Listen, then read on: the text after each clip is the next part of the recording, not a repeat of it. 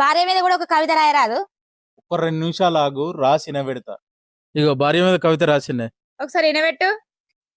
నిజం చెప్పుమంటుంది, నిజం చెప్పగానే నోరు మూసుకో అంటుంది. అయినా భార్య లేని ఇల్లు వేస్ట్. భార్యకు జ్ఞాపశక్తి ఎక్కువ, భర్తకు మర్చిపోయే శక్తి ఎక్కువ.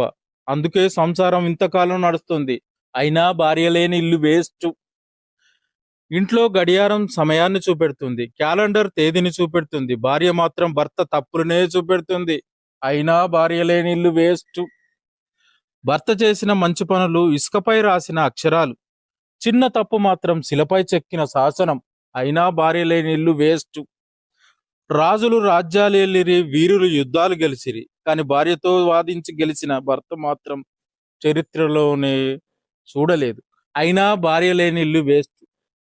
భర్త జీతం నెలకోసారి వచ్చును, భార్య కోరిక రోజు రోజు వచ్చును. రెండిటి మధ్య